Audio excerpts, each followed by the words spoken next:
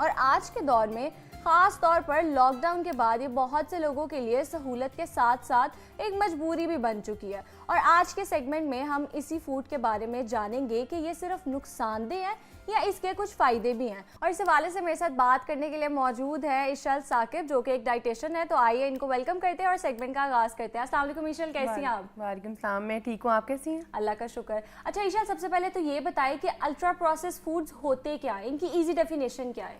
अच्छा, ultra process foods वो होते हैं जिसमें बहुत ज़्यादा एमल्सिफायर्स, स्टेबलाइजर्स, प्रिजर्वेटिव्स या फिर हिडन शुगर, हिडन सॉल्ट डाला जाए। मे बी एट टाइम्स इसलिए डाला जाता है कि उनकी शेल्फ लाइफ बहुत प्रोलॉन्ग हो जाए, ज़्यादा लंबे टाइम तक वो रहें। फ्रिज में ना रखें तो टिन में भी वो सर्वाइव कर जाएं काफ़ी देर। आपने देखा होगा मीट भी इवन आप कर लेते होते हैं, या कैंड फूड जो होते हैं वो अल्ट्रा प्रोसेस फूड होते हैं, जो कि एक प्रोसेस से गुजर के आप उनकी शेल्फ लाइफ को इम्प्रूव करने के लिए किया जाता है। फ्रूट्स भी, जो कैन फ्रूट्स होते हैं वो भी? बिल्कुल, जो फ्रूट कॉकटेल होती है या फिर जो आपको मिलता है पाइनएप्पल मिलता है सिरप के अंदर, और उसके अलावा इस तरह जो भी फ्रूट्स आपको मिल रहे होते हैं, जो भी बीन्स मिल रहे होते हैं जो पैकेज में होते हैं, टिन्स में होते हैं, वो अल्ट्रा प्रोसेस्ड होते हैं। वो उनके अंदर शुगर सिरप, इमल्सिफायर्स, कुछ स्टेबलाइजर्स होते हैं इस तरह के, जो कि उनकी शेल्फ लाइफ को बहुत बढ़ा देते हैं। लेकिन ऑब्वियसली उनको अल्ट्रा प्रोसेस की कैटेगरी में हम फिर एंटर कर देते हैं, बिकॉज वो रियल फूड से थोड़ा हटके हो जाते हैं, उसमें और ज़्यादा एजेंट्स ऐड हो जाते हैं जो कि ऑब्वियसली शेल्फ लाइफ भी बढ़ा रहे होते हैं, लेकिन इन द सेम वे वो फिर क्या कर रहे होते हैं कि प्रॉब्लमेटिक भी हो जाते हैं हमारे गट के लिए, हमारे सिस्टम के लिए। अच्छा, ये बताएं कि इनको बनाने का तरीका क्या होता है, कैसे बनते हैं ये?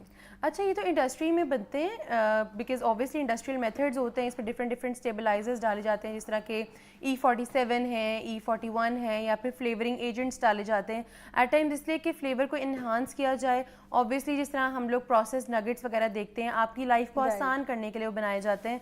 जूसेस हैं कुछ इस तरह के जो कि रेडीमेड होते हैं, जो कि ऑब्वियसली अगर आप फ्रेश प्रेस नहीं यूज़ करें, लेकिन अगर फ्रेश ऑरेंजेस नहीं हैं या फ्रेश एप्पल्स नहीं हैं आपके पास, तो आप फ़ौरन से वो फ्रूट्स यूज़ कर सकें। तो इसीलिए आपकी लाइफ को ईजी करने के लिए बनाया गया था। लेकिन बाद में लेटर ऑन रियलाइजेशन होती है कि ये जो है अल्ट्रा प्रोसेस्ड है, तो ऑब्वियसली आपकी हेल्थ के लिए इसके बहुत ज़्यादा नेगेटिव इम्पैक्ट्स भी आ रहे थे। ज़ाहिर है आपकी हेल्थ के, आपकी डायबिटीज़ टाइप के प्रॉब्लम्स, या फिर जैसा ब्लड प्रेशर है, इस तरह ही हाइपरटेंशन है, ब्लड प्रेशर अगेन, इसी तरह ही और भी प्रॉब्लम्स आ रही थी, जैसे इंसुलिन रेजिस्टेंस होने लग गई, PCOS होने लगी लड़कियों में, कुछ सर्टन टाइप ऑफ कैंसर्स भी ट्रिगर होते हैं, बिकॉज ऑब्वियसली आपकी इम्यूनिटी वीक हो जाती है इस तरह की चीज़ें डेली बेसिस पे खा के। प्लस आपकी स्किन कंडीशंस आ जाती हैं अगर आप डेली बेसिस पे इस तरह की चीज़ें खाते हैं। हेल्थ कम होती है, वाइटामिन और मिनरल्स नहीं मिल रहे होते। तो ये सब बहुत ज़्यादा अंडरलाइंग फैक्टर्स होते हैं इस तरह के फूड खाने के। अच्छा, तो जो सारे अल्ट्रा प्रोसेस फूड्स हैं वो सभी नुकसानदेह हैं?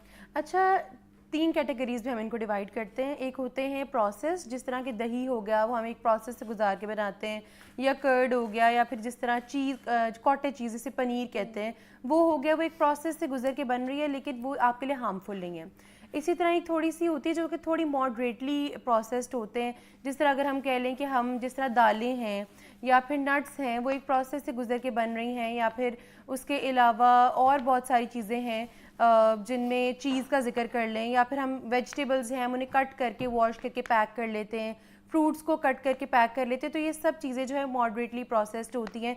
ये भी अगेन हेल्दी होती है कंजम्पशन के लिए टू सम एक्सटेंट। लेकिन एक होती है अल्ट्रा प्रोसेस, जिसमें आए थे चिप्स आ जाते हैं, नगेट्स हैं, सॉसेजेस हैं, उसके अलावा आपको और बहुत जिस तरह अल्ट्रा प्रोसेस्ड चीज़ भी मिल रही है मार्केट में। एक तो होती है आप होममेड बनाते हैं, एक होती है बहुत ज़्यादा अल्ट्रा प्रोसेस्ड। उसके अलावा जितना भी रेडीमेड फ्रोज़न फूड्स हैं आपके पास, जिसमें अगेन मोटेडेला स्लाइसेस हो सकते हैं, बोलोग्ना स्लाइसेस हो सकते हैं।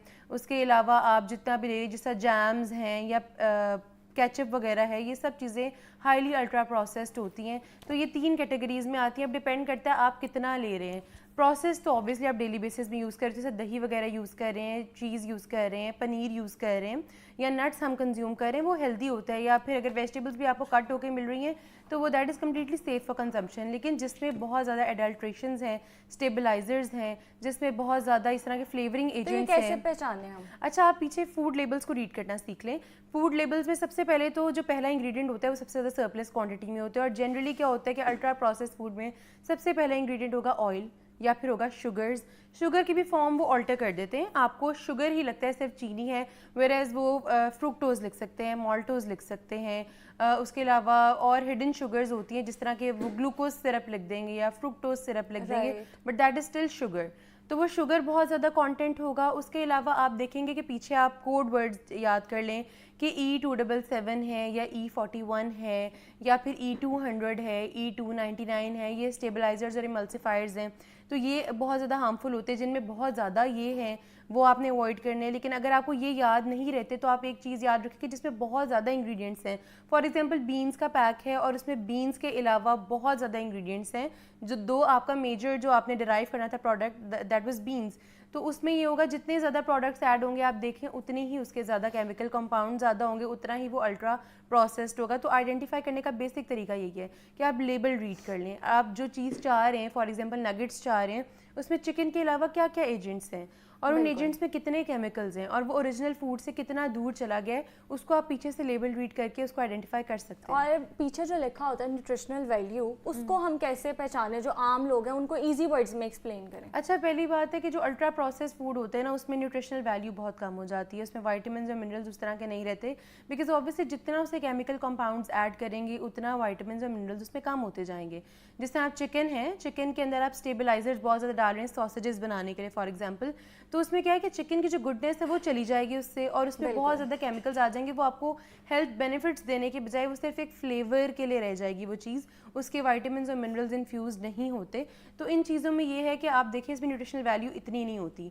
जब भी आप नॉर्मल होममेड फूड लेते हैं या फिर माइनर जो प्रोसेस्ड होता है, थोड़ा बहुत माइन्यूट उसमें चेंजेस होते हैं, जैसे अगेन दही से प्रोसेस किया हुआ कोई चिकन है आप बना लेते हैं, या फिर आप नट्स हैं वो इस्तेमाल कर लेते हैं, या फिर कटी हुई प्री कट वेजिटेबल्स जो ऑलरेडी वॉश्ड होती हैं वो यूज़ कर लेते हैं, तो वो हेल्थ बेनिफिट्स पोजेस करती हैं।